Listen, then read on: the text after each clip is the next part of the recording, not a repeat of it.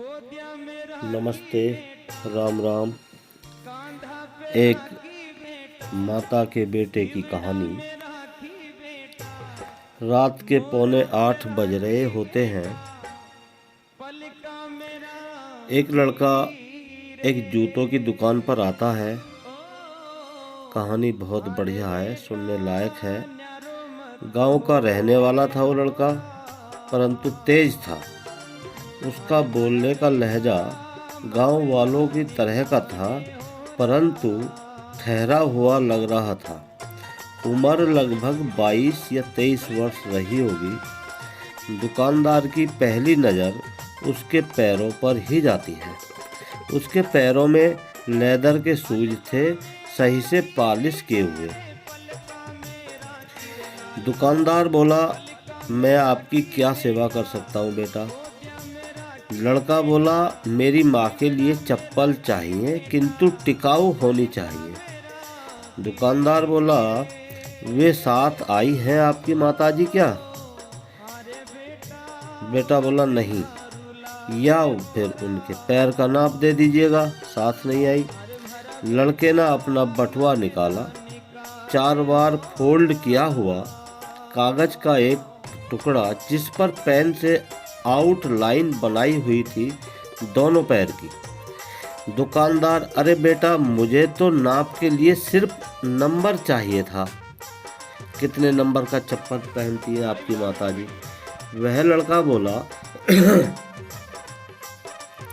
मानो कोई बांध फूट गया हो, इस तरह से बोला, क्या नाम बताऊं साहब, क्या नाप बताऊं?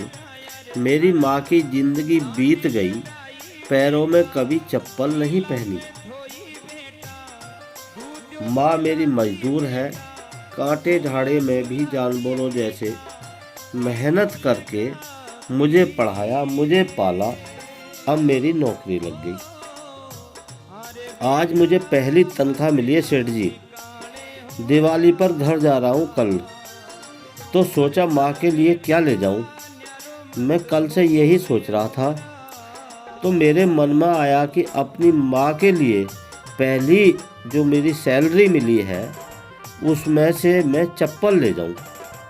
दुकानदार ने अच्छी और बढ़िया टिकाऊ चप्पल दिखाई, जिसकी कीमत 800 रुपया दुकानदार ने बताई। सेठ जी बोले, बेटा ये चलेगी क्या? लड़का बोला, उसकी कीमत के लिए भी तैयार हो गया, जो कीमत बताई थी 800। बोले, हाँ चलेगी। दुकानदार ने सहज ही पूछ लिया, भाई कितनी तनख्वाह मिलती है तुमको? अभी तो 12,000 तनख्वाह मिलती है सेठ जी, उसमें रहना खाना पीना कुल मिलाकर 7-8 हजार तो खर्च हो जाते हैं, और 3,000 माँ के लिए।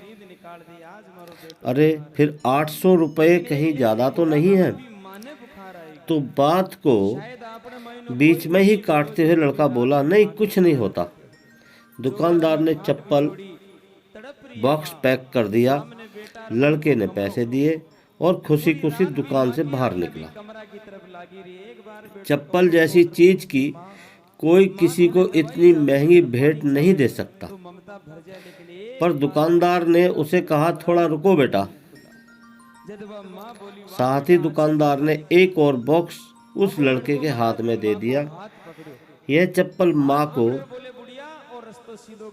तेरे इस भाई की ओर से गिफ्ट। माँ से कहना, पहली खराब हो जाए तो ये तुम्हारे बेटे ने दी है, इसे पहन लो, नंगे पैर नहीं घूमना, और इसे लेने से मना मत करना बेटे।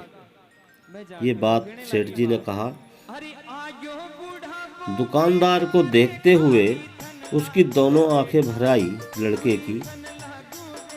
सेठ जी ने पूछा, क्या नाम है बेटा आपकी माँ का? बेटे ने उत्तर दिया, मेरी माँ का नाम लक्ष्मी है। दुकानदार ने एकदम से दूसरी मांग करते हुए कहा, उन्हें मेरा प्रणाम कहना, और क्या मुझे एक चीज दोगे?